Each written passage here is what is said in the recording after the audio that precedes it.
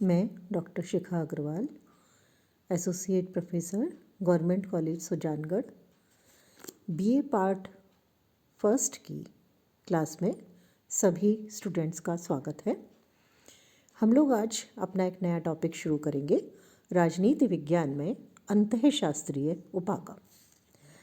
अंतःशास्त्रीय उपागम का अर्थ है कि हम केवल एक विषय के अंतर्गत उसी विषय से संबंधित बातों को नहीं पढ़ते, बल्कि उस विषय पर अन्य विषयों के पढ़ने वाले प्रभावों का अध्ययन भी करें।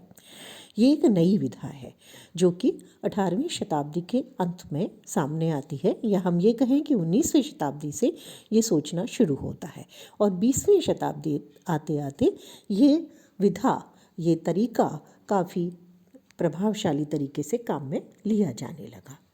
ऐसा क्यों हुआ? क्योंकि राजनीति विज्ञान समाज विज्ञान की एक शाखा है। सामाजिक विज्ञान में जहाँ हम अन्य बातों का अध्ययन करते हैं, तो राजनीति विज्ञान में जो परंपरागत दृष्टिकोण था उसमें केवल राज्य और राजनीति का अध्ययन किया जाता था। लेकिन द्वितीय विश्व युद्ध के बाद पूरी तरह से हम अंतःशास्त्रीय अध्ययन पद्धति के रूप में अध्ययन को जोड़ देने लगे। इसका अगर हम अर्थ समझने की कोशिश करें तो इसका अर्थ है अध्ययन का ऐसा दृष्टिकोण जो विभिन्न विषयों के आंतरिक संबंध के लक्षण पर जोर देता है, और काफ़ी हद तक हम इसे इस तरह से मान सकते हैं कि ये अन्य जो विज्ञान है, अन्य जो समाज विज्ञान है, उन सभी से सहायता लेता है। उनकी अवधारणाएं हैं, पद्धतियां हैं, विषय वस्तु है, उनसे सहायता लेकर उसको समझकर उसके माध्यम से नए परिणामों तक पहुंचता है। सिज्विक के अनुसार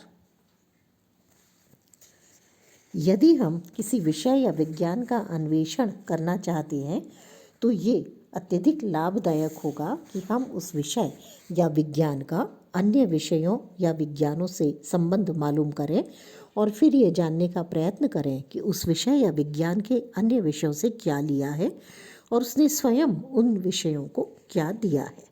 तो जहाँ हम अनुभववादी विज्ञान की बात करते हैं तो वहाँ पर हम केवल राज्य, सरकार के अंग, उनका ही अध्ययन नहीं करते, बल्कि मानव समूहों और संस्थाओं के व्यवहार का अध्ययन भी हम इसमें करते हैं। तो जब हम मानव का अध्ययन करते हैं या मानव के व्यवहार का अध्ययन करते हैं तो उसमें आर्थिक, मनोवैज्ञानिक, सामाजिक बहुत सारे कारक साथ में जुड़े होते हैं, तो उन सब का अध्ययन किया जाना भी जरूरी है। विकास की जो अंतःशास्त्रीय अध्ययन में दृष्टिकोण है वो 3 प्रकार के हैं। पहला है परंपरावादी, दूसरा है व्यवहारवादी, तीसरा है मार्क्सवादी। सबसे पहले देखेंगे परंपरावादी। परंपरावादी जो दृष्टिकोण है उसके अनुसार अंतःशास्त्रीय धारणा का अर्थ किसी विषय विशेष को अन्य विषयों के तथ्यों, तकनीकों, उपलब्धियों और परिणामों की सहायता से समृद्ध और विकसित करने का एक व्यवस्थित प्रयत्न है। 1980 तक राजनीति विज्ञान का कोई अलग अस्तित्व नहीं था। ये धर्मशास्त्र, दर्शन शास्त्र, इतिहास और कानून जैसे विषयों की परिधि में आता था, और इसके जो प्रमुख विचारक थे उसमें अरस्तु, एक्विनास, हॉब्स, हीगल, एंगल्स और रसेल आदि थे। अरस्तु ने राजनीति को जीवशास्त्र, नैतिकता और तर्कशास्त्र से जोड़ा, तो वहीं हीगल ने दर्शन शास्त्र से, सेंट ऑगस्टाइन और एक्विनास ने धर्म और नैतिकता से, और मार्क्स ने अर्थशास्त्र से इसको जोड़ करके देखा है। दूसरा दृष्टिकोण है व्यवहारवादी दृष्टिकोण।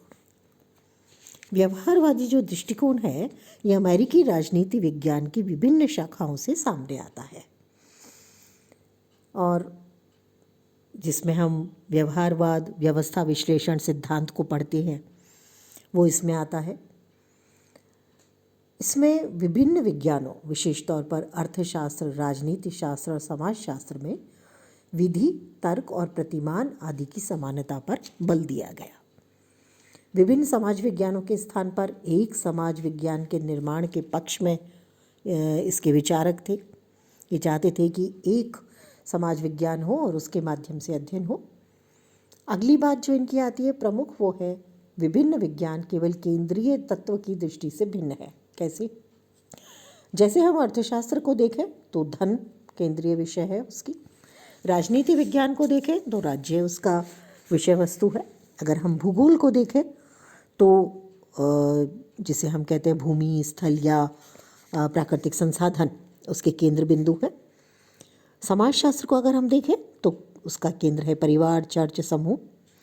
लेकिन इन सब के अध्ययन की जो पद्धति है वो समान है, उसे वैज्ञानिक पद्धति कहा जाएगा, जिसमें परिमाणन, आगमन, निगमन, व्युत्पत्ति सभी कुछ उसमें आता है और उसके माध्यम से इसमें अध्ययन किया जाता है। तो इसलिए सभी का एक साथ अध्ययन किया जाना चाहिए और उसके आधार पर निष्कर्ष निकाले जाने चाहिए। इसके प्रमुख विचारकों में आते हैं चार्ल्स मैरियम, लासवेल, सार्टोरी, ग्रीनस्टन, आउस्लोव, ग्रियर आदि। तीसरा दृष्टिकोण आता है इसमें मार्क्सवादी दृष्टिकोण। अंतःशास्त्रीय दृष्टिकोण की जो मार्क्सवादी धारणा है, ये धारणा जीवी प्लेखनॉक की पुस्तक the development of the monistic theory of history में दी गई है, जहाँ मार्क्सवाद ऐतिहासिक भौतिकवाद की धारणा को बहुत महत्व देता है और ये मान के चलता है कि मानवीय इतिहास प्रगतिशील, द्वंद्वात्मक और एकताबद्ध प्रक्रिया है। इनका ये भी मानना है कि मानव इतिहास जो है ये उत्पादन प्रणाली में होने वाला परिवर्तन है, यानी जैसे जैसे उत्पादन की प्रणालियों में परिवर्तन होता है वैसे वैसे मानव के इतिहास में परिवर्तन होता है। जैसे इसको उन्होंने अलग अलग युग में बांट करके देखा, आदिम युग, दास समाज, सामंतवाद, पूंजीवाद और समाजवाद। यानी ये वो युग है, जैसे आदिम युग था जिसमें व्यक्ति बिल्कुल कबीलों में रहता था, उत्पादन के साधन उसके बिल्कुल भी परिष्कृत नहीं थे, जो मिल जाता था उसको वो खा लेता था, जिसके पास शक्ति थी वो गुलाम बना लेता था दूसरों को। दूसरा आया दास समाज, जिसमें लोगों को गुलाम बना करके और काम कराना शुरू किया गया। उसके बाद आता है सामंतवाद, जहाँ बड़ी बड़ी भूमि होती थी और उसके माध्यम से कार्य किया जाता था, कुछ लोग बहुत गरीब होते थे। उसके बाद में मशीनों का आविष्कार हुआ और पूंजीवाद आ गया और उसके बाद में अंतिम में समाजवाद। तो उत्पादन की प्रणालियों में जैसे जैसे परिवर्तन हुआ, इतिहास में भी वैसे वैसे परिवर्तन होता गया। उनका मानना है कि उत्पादन प्रणाली आधारभूत ढांचा है जिसके ऊपर कानून, दर्शन शास्त्र, राज्य व्यवस्था, नैतिकता, समाज और संस्कृति सभी का ढांचा इसी के ऊपर बनता है। ये भी उनका मानना है कि इतिहास में उत्पादन की जो प्रणालियां हैं इनमें निरंतर परिवर्तन होता रहता है और क्योंकि उत्पादन की प्रणाली में परिवर्तन होता है इसलिए इतिहास में भी निरंतर परिवर्तन भी होता है और वो प्रगतिशील भी होता है। इतिहास बिखरी हुई घटनाओं का ढेर नहीं है। आर्थिक उत्पादन की प्रणालियाँ इसे क्रमबद्धता, प्रगतिशीलता और एकता प्रदान करती हैं। मार्क्स की जो आर्थिक इतिहास में आधारभूत विषयों का घनिष्ठ संबंध वो मानते हैं। उनका मानना है कि आर्थिक इतिहास को हम अर्थशास्त्र, विधि शास्त्र, नीति शास्त्र और समाज शास्त्र के साथ घनिष्ठता के रूप में देख सकते हैं। तो अंतःशास्त्रीय अध्ययन हमें मार्क्सवाद का भी इस तरह से दिखाई देता है। इसका विकास कैसे हुआ? अंतःशास्त्रीय उपागम जो है ये अन्य विषयों से बहुत प्राचीन काल से सहयोग लिया जा रहा था। अगर हम प्लेटो की बात करें तो वो आदर्श राज्य बनाने की बात करते हैं अपने रिपब्लिक पुस्तक में, और जब वो आदर्श राज्य बनाते हैं तो उससे ज़्यादा परिवार और शिक्षा को सुधारने की बात करते हैं और उसमें वो जिम्नास्ट यानी शारीरिक प्रशिक्षण और जो उत्पादन है उसका भी बहुत विस्तार से वर्णन करते हैं। अरस्तु ने भी राजनीतिक विषयों को दिया है, उसके साथ साथ उन्होंने ये बताने का प्रयास भी किया है कि यदि धन का असमान वितरण होता है तो राज्य पर इसका प्रभाव पड़ता है, शासन व्यवस्थाएं बदल जाती हैं और क्रांति की संभावनाएं बनती हैं। अरस्तु के बाद हम लोग जॉन लॉक, हीगल, मॉन्टेस्क्यू इनको देखते हैं। इन्होंने राजनीतिक अध्ययन के साथ साथ नीति शास्त्र का अध्ययन भी किया। और जैसे हीगल है वो आध्यात्मिकता की बात करते हैं, जॉन लॉक है वो एक तरह से नैतिकता की बात करते हैं। तो उसके माध्यम से उन्होंने राजनीतिक विषयों को समझने का प्रयास किया।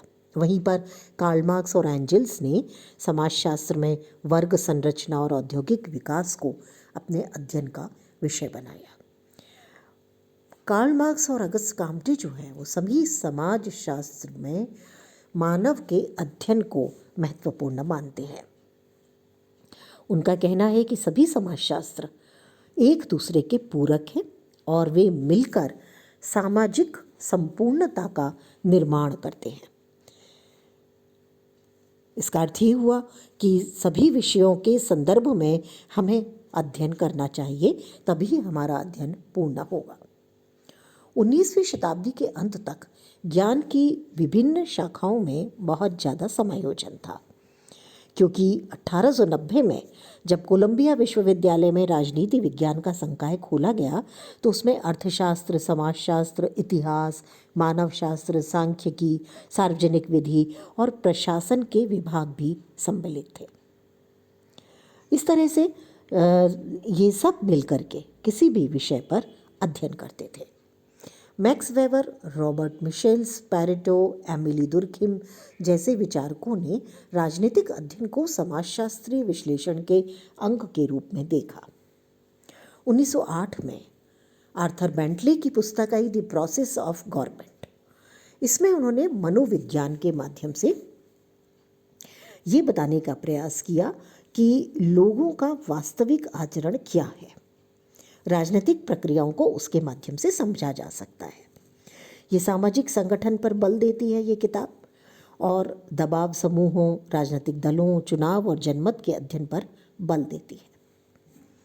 वहीं पर ग्राहम वालास की पुस्तक भी 1908 में आई। इस किताब का नाम था ह्यूमन नेचर इन पॉलिटिक्स।